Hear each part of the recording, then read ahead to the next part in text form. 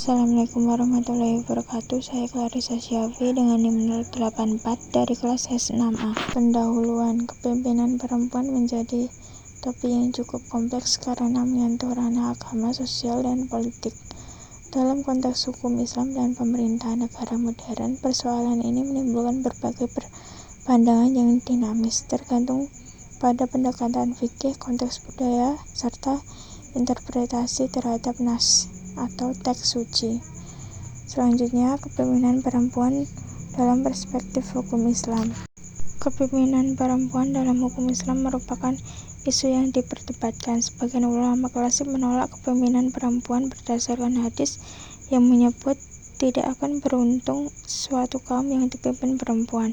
Namun ulama kontemporer menilai hadis itu bersifat kontekstual, bukan larangan mutlak. Al-Quran tidak melarang perempuan menjadi pemimpin, dan sejarah Islam mencatat tokoh perempuan seperti Khadijah dan Aisyah yang berpengaruh.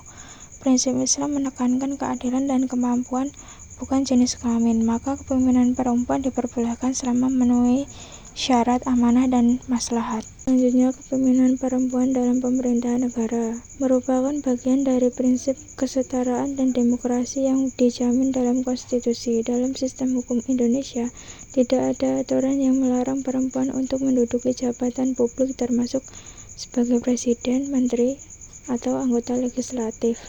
Undang-Undang Dasar 1945 menjamin hak setiap warga negara tanpa membedakan jenis kelamin untuk berpartisipasi dalam pemerintahan.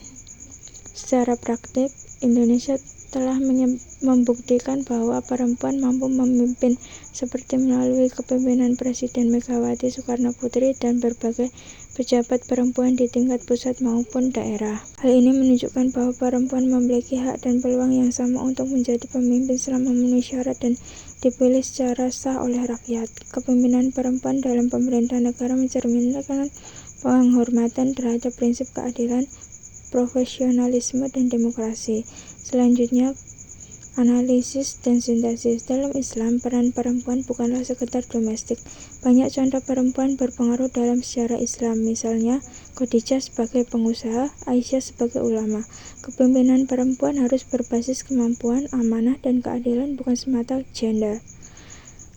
Dalam konteks negara hukum dan demokrasi, kepemimpinan perempuan adalah hak konstitusional yang harus dijaga.